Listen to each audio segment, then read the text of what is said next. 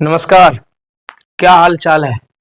उम्मीद करते हैं कि सब बढ़िया होगा और पढ़ाई बहुत ही अच्छे तरीके से आपका चल रहा होगा, क्योंकि एग्जाम बहुत ही अब नजदीक है। इसलिए पढ़ाई को अब हल्के में मत लीजिए, पढ़ाई को आप गंभीरता से करना शुरू कर दीजिए, ताकि आने वाले जो आगामी बिहार बोर्ड की परीक्षा है इसमें आपके ज्यादा से ज्यादा अंक मिल सके। चलिए शुरू करते हैं आज का सेशन। क्या पढ़ना, सबसे पहले ये जान लेते हैं। 12th फिजिक्स बिहार बोर्ड 2026, ये पार्ट कितना है, 12 है ना। और चैप्टर कौन सा पढ़ रहे हैं, पहला, जिस चैप्टर का नाम है विद्युत आवेश एवं क्षेत्र, electric charge and field. Field का स्पेलिंग यहाँ पे मिस्टेक है, FIELD होता है, ठीक है, FIELD फील्ड। पार्ट 12 पढ़ रहे हैं हम लोग, यानी कि ये लास्ट पार्ट होगा इस वीडियो का, सॉरी इस चैप्टर का ये लास्ट पार्ट होगा। इसके बाद हम लोग शुरू करेंगे चैप्टर नंबर 2, जिसका नाम है विभवांतर एवं धारिता, यानी कि बहुत ही लाजवाब का चैप्टर, यानी चैप्टर नंबर 2 हम लोग शुरू करेंगे। तो सबसे पहले हम लोग आज इस चैप्टर को बढ़िया से कंप्लीट करते हैं। आज के इस चैप्टर में हम लोग क्या बात करेंगे, इस वीडियो में हम लोग क्या बात करेंगे, गॉस प्रमेय का अनुप्रयोग पढ़ेंगे। देखिए, गॉस प्रमेय का एक अनुप्रयोग मैंने कल भी पढ़ाया था, यानी पार्ट 11 में भी आप जाके देख सकते हैं कि गॉस प्रमेय का अनुप्रयोग पढ़ाया था। यानी अनंत लंबाई के सीधे तार हो और अगर वो आवेशित हो तो उस तार के कारण r दूरी पर विद्युत क्षेत्र की तीव्रता कितना होगा, ये बात मैंने बता रखा है। आज के सेशन में हम लोग दो डेरिवेशन कवर करेंगे। कौन कौन सा, एक समतल चादर के कारण तीव्रता कितना होगी और दूसरा आवेशित खोखले गोले के कारण विद्युत क्षेत्र की तीव्रता कितना होगी। ये दो बिंदु पे आज बात करेंगे। चलिए प्रारंभ करते हैं क्लास को। सबसे पहले यह बात जानना जरूरी है कि हम लोग पढ़ेंगे क्या, तो हम लोग पढ़ने वाले हैं गॉस, क्या पढ़ने वाले हैं, गॉस, एक मिनट मैं कलर चेंज कर लूं एक बार जरा। हाँ, हम लोग पढ़ने वाले हैं गॉस प्रमेय का, गॉस प्रमेय का अनुप्रयोग। क्या पढ़ने वाले हैं, गॉस प्रमेय का अनुप्रयोग, ठीक है। इसके 3 अनुप्रयोग हमने बताया आपको। एक तो सीधे तार के कारण था, दूसरा आवेशित समतल चादर के कारण है और तीसरा खोखले गोले के कारण। तो कल एक हम लोगों ने पढ़ लिया था, दूसरा आज हम लोग करेंगे अनंत विस्तारित, अनंत विस्तारित, अनंत विस्तारित समतल, अनंत विस्तारित समतल चादर के कारण, चादर के कारण r दूरी पर, r दूरी पर विद्युत क्षेत्र की तीव्रता का व्यंजक प्राप्त करेंगे, है ना। तीव्रता का व्यंजक हम लोग प्राप्त करेंगे, ठीक है। यानी अनंत विस्तारित समतल चादर, ऐसा चादर हो जो अनंत रूप से फैला हुआ हो लेकिन वो क्या हो, आवेशित हो। तो अनंत विस्तारित समतल चादर के कारण r दूरी पर हम विद्युत क्षेत्र की तीव्रता को आज ज्ञात करने वाले हैं। तो चलिए शुरू करते हैं। देखिए, गॉस प्रमेय क्या कहता है, गॉस प्रमेय कहता है कि अगर आप इस प्रमेय का इस्तेमाल करना चाहते हैं तो दो बात ध्यान रखिएगा। इसका अनुप्रयोग को अगर आप बनाना चाहते हैं तो दो बातों को ध्यान रखिएगा। पहला, कौन सी बातों को ध्यान रखेंगे आप, पहला बात यह रखना है आपको ध्यान कि गॉस प्रमेय का सूत्र क्या होता है। मैंने पिछला वीडियो में भी बताया था आपको कि गॉस प्रमेय का फॉर्मूला होता है कि किसी बंद पृष्ठ के भीतर उपस्थित कुल आवेश फाई बराबर होता है Q बटे एप्सिलॉन नॉट होता है, ठीक है। और एक चीज और आपको याद रखना है कि फ्लक्स को माफ कीजिएगा, फ्लक्स को सूत्र से कैसे निकाल सकते हैं, E इंटू ए कॉस थीटा। ये फॉर्मूला आपको याद रखना है, ठीक है। अगर छोटा फ्लक्स निकाल रहे हैं डी फाई इस्तेमाल करेंगे तो क्या होगा, E, और ए के जगह पर क्या हो जाएगा, डी ए हो जाएगा, कॉस थीटा हो जाएगा, ठीक है। मतलब एक फ्लक्स हम निकालते हैं गॉस प्रमेय से और एक फ्लक्स निकालते हैं बाय फॉर्मूला से। ये फ्लक्स का क्या है, फॉर्मूला है। यानी एक फ्लक्स हम निकालते हैं गॉस के प्रमेय से और एक फ्लक्स निकालते हैं हम बाय फॉर्मूला, और दोनों फ्लक्स के मान को हम क्या करते हैं, बराबर कर देते हैं, और इस प्रकार विद्युत क्षेत्र की तीव्रता का जो व्यंजक है वो फाइनली प्राप्त हो जाता है। तो चलिए शुरू करते हैं हम लोग, है ना। एक आवेशित समतल चादर हम लोग ले लेते हैं।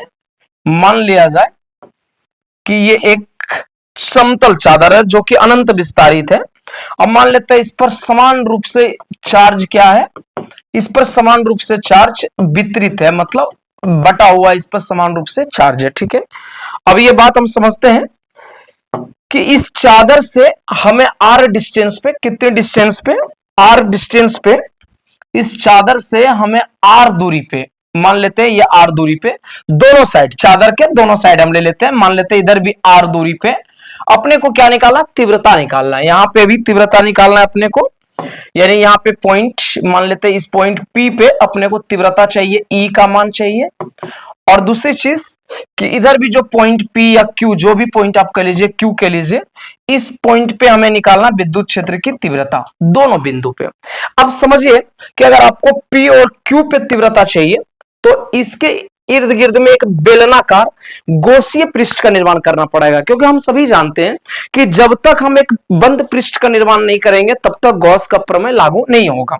तो यहां हम क्या करते हैं, इसको ये मानते हुए हम यहां पर एक बेलनाकार पृष्ठ का निर्माण कर देते हैं। किसका निर्माण कर देते हैं साहब, एक बेलनाकार पृष्ठ का निर्माण कर देते हैं, ठीक है। मतलब मैं कुछ इस प्रकार बताना चाह रहा हूं, जैसे समझिए कि ये एक समतल चादर है, ये क्या है, एक समतल चादर है, तो इस पर चार्ज इधर भी है और इधर भी है। अगर हम आर दूरी इधर लेते हैं कि आर डिस्टेंस पे अपने को यहां चाहिए विद्युत क्षेत्र की तीव्रता, तो इधर भी तो सेम सीक्वेंस बनेगा, जितना सीक्वेंस इधर बन रहा है, जो बात इधर बन रही है उधर वही बात इधर भी बन रहा है। ये समतल चादर है और इस पर आवेश है, मान लीजिए यहां से हमें इस दूरी पर निकालना है आर डिस्टेंस पे, तो इधर भी तो आर डिस्टेंस पे हमें क्या निकालना है, और इसके इर्द गिर्द हमने क्या मान लिया, एक बेलनाकार पृष्ठ का हमने निर्माण कर लिया। चलिए बात सही है, यहां तक टारगेट क्या दिया था मैंने कि गॉस प्रमेय का अनुप्रयोग करना है, तो सीधी सी बात आपको ये करना है, क्या करना है सर, पहला तो गॉस का प्रमेय लगा लो आप, ठीक है, हम लगा दे। अच्छा, गॉस का प्रमेय निकालने के लिए एक दिक्कत आएगा, क्या दिक्कत आएगा, गॉस प्रमेय कहता है कि इस बंद पृष्ठ में कुल कितना आवेश है, तो यहां आपको ना मानना पड़ेगा। अब आप कहोगे सर क्या मानना पड़ेगा, यहां आपको मानना यह पड़ेगा कि माना कि पृष्ठ का पृष्ठीय आवेश घनत्व, माना कि एक मिनट,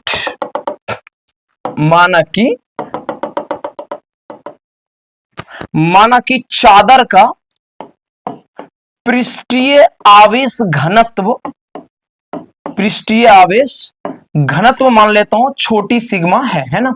छोटी सिग्मा का सूत्र मैंने आपको पढ़ाया था, क्या होता है Q/A। अगर यहां से अपन चाहे Q का निकालना मान, तो क्या होगा बताइए, Q का मान कैसे निकलेगा, मल्टीप्लाई हो जाएगा सिग्मा इंटू क्या हो जाएगा A। अपने पास क्या निकल गया, Q निकल गया, और जब Q निकल गया तो हम इसकी मदद से गॉस के प्रमेय का इस्तेमाल हम कर सकते हैं।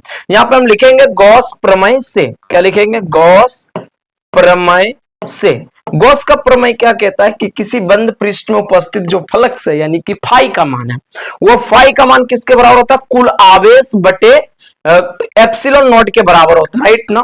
अब जरा ध्यान देंगे तो फाई बराबर कुल आवेश कितना है साहब, कुल आवेश है सिग्मा इंटू ए, अब बटे में क्या है एप्सिलॉन नॉट। समीकरण नंबर 1। हमने अभी जो फ्लक्स निकाला है वो किसके मदद से निकाला है, हमने जो फ्लक्स निकाला है वो निकाला है गॉस प्रमेय के मदद से। हम लोग का टारगेट क्या रहता है, हम लोग का टारगेट रहता है कि एक बार फ्लक्स को निकालना है गॉस के प्रमेय से और एक बार फ्लक्स को निकालना है बाय फॉर्मूला। तो आइए एक बार हम लोग फ्लक्स के सूत्र से निकालने की कोशिश करते हैं। अब जरा ध्यान देंगे ना तो आपको 3 पार्ट नजर आएगा, एक तो यहां वाला पार्ट नजर आएगा, एक यहां वाला पार्ट नजर आएगा, और एक बीच में भी पार्ट का निर्माण आप देख सकते हैं, बीच वाला हिस्सा भी आप देख सकते हैं कि 3 पार्ट का निर्माण आता है। ठीक है साहब, ये तीनों पार्ट के फ्लक्स को जोड़ना पड़ेगा, ठीक है।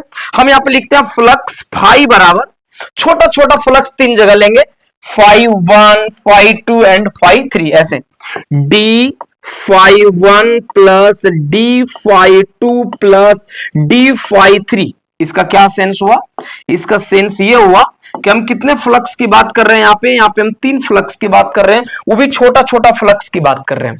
कुछ फ्लक्स का मान यहां होगा, कुछ फ्लक्स का मान यहां होगा और कुछ फ्लक्स का मान यहां होगा। ठीक है साहब, आइए इसको हम आगे थोड़ा बढ़ाते हैं, जरा यहां पे ध्यान देंगे आप। फाई इज इक्वल टू क्या हो जाएगा? फाई का फॉर्मूला अगर आप देखें, फाई का फॉर्मूला क्या होगा? E D A cos theta. Theta क्या होता है साहब? थीटा आप जानते हैं कि थीटा होता है विद्युत क्षेत्र की तीव्रता एवं एरिया वेक्टर के बीच के कोण होता है। बीच के क्या होता है सर? कोण होता है। ठीक है, तो भाग 1 में चेक करते हैं ई का डायरेक्शन क्या है साहब? ई का डायरेक्शन ये है। और एरिया वेक्टर कैसे निकलता है? मैंने कई बार बताया आपको कि एरिया वेक्टर आपको निकालना है तो कोई भी एक पृष्ठ लेंगे और उस पृष्ठ के लंबवत मैंने 90 डिग्री पे अगर कोई चीज हम ले रहे हैं तो इसका मतलब है कि वो एरिया वेक्टर है। फिलहाल अगर मैं इस मसले को समझाना चाहूं कि इस तरह की आकृति है और मैं निकालना चाह रहा हूं कि इस वाले हिस्से का एरिया वेक्टर क्या होगा। अगर ये तल ऐसा होता तो एरिया वेक्टर ऐसा होता, लेकिन ये तल ऐसा है, ये तल ऐसा समझिए, तो इसका एरिया वेक्टर इधर ही होगा। मतलब इसका एरिया वेक्टर जो ए है इधर ही होगा। और जब एरिया वेक्टर सेम डायरेक्शन में, मतलब इज इधर है, उधर ही अगर ए है, इसका मतलब एंगल कितना क्रिएट हो रहा है? एंगल 0 डिग्री क्रिएट हो रहा है। ये किसके लिए मैंने लिखा? भाग 1 के लिए लिखा। मैंने किसके लिए लिखा ये बात? भाग 1 के लिए। अब आइए भाग 2 के लिए देखते हैं। फॉर्मूला तो सेम होगा, E D A cos theta. Theta फिर देखते हैं, फिर से एरिया वेक्टर किधर बनेगा? इधर ही सेम डायरेक्शन में ही बनेगा एरिया वेक्टर। सेम डायरेक्शन में जब एरिया वेक्टर बनेगा तो थीटा कितना हो जाएगा? 0 डिग्री। यहां भी थीटा 0 डिग्री। आइए भाग 3 के लिए देखते हैं, क्या होगा formula? E D A cos. अब देखिए यहां पे क्या है कि बीच वाला जो सतह आप देख रहे हैं, ये एरिया वेक्टर इधर देगा, एरिया वेक्टर इधर, और तीव्रता इधर या इधर आप लेंगे तो एंगल कितना डिग्री देगा? 90 डिग्री देगा। तो यहाँ पे एंगल कितना हो गया? 90 डिग्री। अर्थात कंक्लूजन क्या है? ये दोनों भाग में थीटा 0 डिग्री आ रहा है सर, और ये वाले भाग में थीटा कितना डिग्री आ रहा है? 90 डिग्री आ रहा है। तो फाई बराबर ये हो जाएगा ई इंटू डी ए। अच्छा, ये खत्म हो गया, cos 0 का मान 1 होता है, और ये भी क्या हो जाएगा? E into D A plus E क्या हो जाएगा? 0 हो जाएगा, क्योंकि cos 90 का मान कितना होता है सर? 0 होता है। फाई बराबर ये 2 बार जुड़ेगा तो कितना हो जाएगा? 2 into E D A, 2 into E D A. ये छोटा सॉरी, समीकरण नंबर ये कितना हो गया? 2। समीकरण 1 और 2 का एलएचएस बराबर होगा तो आरएचएस भी तो बराबर होगा। समीकरण 1 व 2 से अगर आप ध्यान दें तो दोनों का एलएचएस बराबर है, तो आरएचएस बराबर करते हैं। 2 इंटू ई ए इंटू डी ए बराबर ई ए इंटू डी ए बराबर क्या है? छोटी सिग्मा इंटू ए बटा एप्सिलॉन नॉट। ठीक है सर, यहां तक की बात समझ में आती है। इसको इंटीग्रेट कर लेते हैं ताकि ये वैल्यू क्या हो जाएगा? बड़ा हो जाएगा। इंटीग्रेट करेंगे 2 ई डॉट डी ए बराबर छोटी सिग्मा ए बटे एप्सिलॉन नॉट। ठीक है साहब, बाहर कौन निकलेगा? 2 ई बाहर निकलेगा, अंदर क्या बच जाएगा? डी ए बराबर छोटी sigma A into epsilon not. 2 E A D A का इंटीग्रेशन करेंगे तो क्या बन जाएगा सर? ए बन जाएगा बराबर सिग्मा ए बटे एप्सिलॉन नॉट। ए से ए कट गया, क्या बच गया? 2 ई बराबर सिग्मा बटे एप्सिलॉन नॉट। अगर देखें साहब ई का मान तो यहां क्या निकलता नजर आ रहा है? 2 बटे में जाएगा तो 2 एप्सिलॉन नॉट निकलेगा, यानी ई बराबर क्या हो जाएगा? सिग्मा बटे 2 एप्सिलॉन नॉट। ये गॉस प्रमेय का दूसरा अनुप्रयोग है। गॉस प्रमेय का यह कौन सा अनुप्रयोग है? दूसरा अनुप्रयोग है। मैं उम्मीद करता हूं कि ये आपको समझ में आ रहा होगा। इसका एक बार आप स्क्रीनशॉट ले लीजिए ताकि हम अगले अनुप्रयोग की ओर बढ़ सकते हैं। चलिए ठीक है, मैं समझता हूं कि स्क्रीनशॉट हो गया होगा। अब अगले अनुप्रयोग की ओर बढ़ते हैं। देखिए सबसे पहले यह समझते हैं कि अगला अनुप्रयोग क्या है। अगला अनुप्रयोग है आवेशित, समझिएगा, आवेशित खोखले गोले के कारण, आवेशित खोखले गोले के कारण किसी बिंदु पर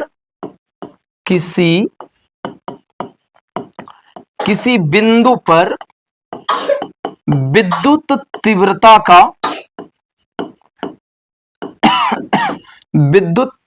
का व्यंजक प्राप्त करना है। क्या प्राप्त करना है? व्यंजक प्राप्त करना है। ठीक है साहब, यानी एक आवेशित खोखला गोला लेना है और क्या ज्ञात करना उसके लिए हमें ज्ञात करना है व्यंजक, तीव्रता का व्यंजक। ठीक है सर, हम एक खोखला गोला ले लेते हैं पहले। ठीक है, ये मान लिया जाए कि आर त्रिज्या की, जिसकी त्रिज्या हमने क्या ले लिया, जिसकी त्रिज्या हमने ले लिया आर। आर त्रिज्या का एक खोखला गोला है। ठीक है सर, इसके ऊपर हम एक समान रूप से आवेश को वितरित कर देते हैं। मान लिया जाए कि इस पर हमने क्यू चार्ज दे दिया। कितना चार्ज दे दिया इस पर? क्यू चार्ज हमने दे दिया है। क्या ये तक बात समझ में आती है?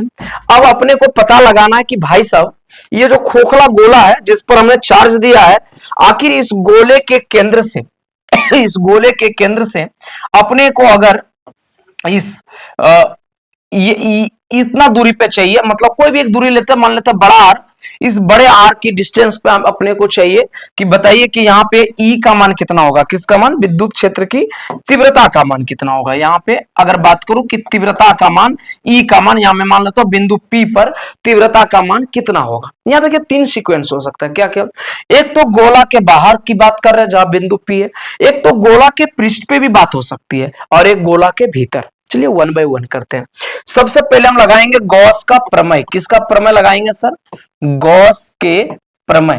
अब सभी को पता है कि गॉस का प्रमेय तभी लगेगा जब कोई बंद पृष्ठ बनेगा। तो भाई साहब हमें जब गॉस का प्रमेय लगाना है तो अपने को एक बंद पृष्ठ की रचना तो करने ही पड़ेंगे। काल्पनिक करो या एक्चुअल में करो, उससे कोई मतलब नहीं है। यहां से इसको त्रिज्या मानते हुए एक काल्पनिक गोला का हम क्या करेंगे? एक काल्पनिक गोला का निर्माण करेंगे। क्यों सर? इसलिए क्योंकि तभी हम गॉस का प्रमेय लगा सकते हैं, अन्यथा गॉस का प्रमेय हम नहीं लगा सकते। गॉस का प्रमेय तभी लगेगा जब हम इसके चारों ओर एक बंद पृष्ठ का निर्माण करेंगे। आइए सर हम गॉस का प्रमेय लगाते हैं। गॉस का प्रमेय फाई बराबर क्या कहता है? कुल आवेश कितना है इस बंद घेरे के अंदर? कुल आवेश कितना है? क्यू आवेश है। हमने यहाँ पे क्या लिख दिया सर? क्यू लिख दिया। अब बटे एप्सिलॉन नॉट के बराबर होता है क्या? अपना एप्सिलॉन नॉट के बराबर होता है, गुना कर देंगे तो ये फ्लक्स निकलता है, राइट, यानी क्यू बटे एप्सिलॉन नॉट। ये समीकरण एक हो गया सर। ठीक है, दूसरा अगर बात करें, हम फ्लक्स के सूत्र का इस्तेमाल करेंगे। यहाँ पे किसका इस्तेमाल करेंगे बोलिए आप? फ्लक्स के सूत्र से। हम सभी जानते हैं कि फ्लक्स का सूत्र क्या होता है। अगर मैं डी फाई बराबर लिखूं तो आप सभी कहेंगे सर ई इंटू डी ए cos थीटा होता है। बहुत बढ़िया। तो डी फाई बराबर ई का ई दिया हमने, डी ए का हमने डी ए दिया। डी ए कहां है? जरा खोजने चले, डी ए कहां है? यहां पे डी ए कहां पे? यहां पे है, जिसको कि हम लोग क्या कर रहे हैं कि एक अल्पांश क्षेत्रफल मान रहे हैं यहाँ पे कि डी ए हमारा यहाँ पे एक अल्पांश क्षेत्रफल है, छोटा सा क्षेत्रफल है। छोटा क्षेत्रफल बोले तो डी ए। अब इसका एरिया वेक्टर निकालोगे भैया तो सेम डायरेक्शन में होगा, जिधर ई है उधर ही अपना क्या हो जाएगा? एरिया वेक्टर भी हो जाएगा। यानी थीटा इज इक्वल टू यहाँ पे कितना आ जाएगा? 0 डिग्री आ जाएगा। यहाँ बैठा देते हैं कॉस थीटा की जगह पे 0 डिग्री। डी फाई बराबर ही हो जाएगा ई इंटू डी ए। भाई साहब एक बात समझिए, यहाँ पे दिक्कत क्या है कि ये छोटा फ्लक्स है और यहाँ पे बड़ा फ्लक्स है, बराबर कैसे करेंगे?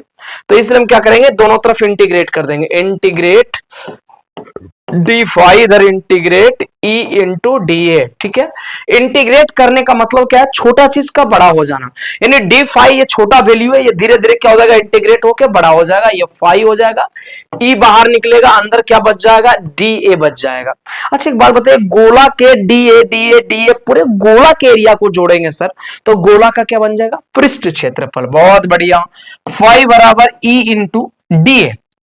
अब बताओ कि जो डी ए है, डी ए बनेगा एरिया किसका? गोला का पृष्ठ क्षेत्रफल। गोला का पृष्ठ क्षेत्रफल क्या होता है? 4 पाई आर स्क्वायर। यहाँ पे त्रिज्या कितना बढ़ रहा है? बड़ा आर, तो बड़ा आर का स्क्वायर लिखेंगे। कोई परेशानी नहीं। ये समीकरण नंबर कितना हो गया साहब? 2 हो गया। चलिए अब समीकरण 1 और 2 को क्या करेंगे? हम बराबर करेंगे। समीकरण 1 और 2 को क्या करेंगे? बराबर। यहां लिखेंगे समीकरण 1 व 2 से LHS LHS दोनों का मैच कर रहा था, RHS भी मैच करना चाहिए। E गुना 4 पाई आर स्क्वायर बराबर क्या हो जाएगा?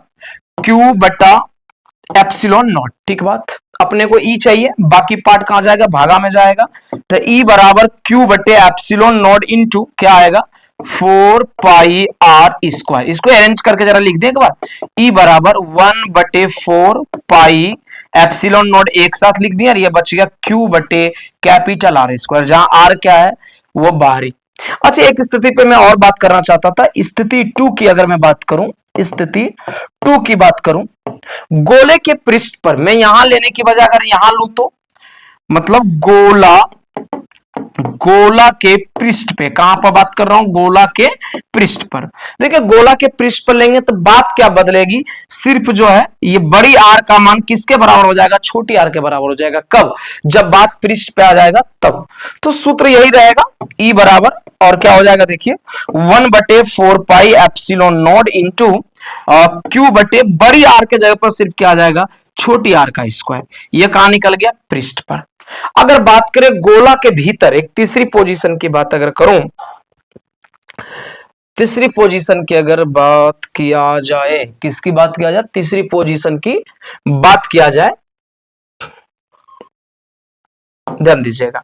अगर तीसरी स्थिति की बात किया जाए, स्थिति 3 की बात किया जाए, स्थिति 3 की अगर हम बात करें तो देखिए अंदर गोला में यहां पे अगर बात करेंगे तो यहां पे आवेश क्या शून्य है, क्यों क्या है जीरो है। अगर यहां जीरो बैठाएंगे तो क्या हो जाएगा, ई बराबर क्या हो जाएगा, जीरो। यानी गोला के भीतर तीव्रता का मान क्या होता है, शून्य होता है। इस प्रकार अभी तक हम लोगों ने क्या पढ़ लिया, अभी तक हम लोगों ने चैप्टर 1 को खत्म कर लिया। यानी ये गॉस के अनुप्रयोग है। इस वीडियो को आप पीछे करके देख सकते हैं एक बार पुनः, अगर समझ में नहीं आया तो और कमेंट में जरूर लिखिए कि आपको दिक्कत क्या होता है समझने में, क्या ज्यादा फास्ट पढ़ा दे रहा हूं कि और हमें स्लो पढ़ाना चाहिए या क्या इंप्रूवमेंट करना चाहिए। आप जरूर एक बार वीडियो में रिव्यू देंगे अपना। यदि आपने अभी तक व्हाट्सएप चैनल, टेलीग्राम चैनल नहीं ज्वाइन किया है तो लिंक डिस्क्रिप्शन में दिया गया, आप जा करके अवश्य ज्वाइन कीजिए और एग्जाम की तैयारी अच्छे से कीजिए। जहां भी दिक्कत आता है आप कमेंट के जरिए हमसे पूछ सकते हैं। चलिए अब नेक्स्ट डे हम लोग क्या करेंगे ना, एक नया चैप्टर शुरू करेंगे जिसका नाम है चैप्टर 2 और नाम है चैप्टर का विभवांतर एवं धारिता, जो कि बहुत इंपॉर्टेंट होने वाला है। तो आप लोग तैयार रहेंगे चैप्टर 2 के लिए। नेक्स्ट डे शुरू करेंगे चैप्टर 2। और अगर चैप्टर 2 को आप शुरू से बढ़िया से पढ़ना चाहते हैं तो अपने दोस्त मित्रों के साथ ये वीडियो साझा अवश्य करिएगा। जय हिंद, जय भारत। फिर मिलते हैं नए चैप्टर के साथ।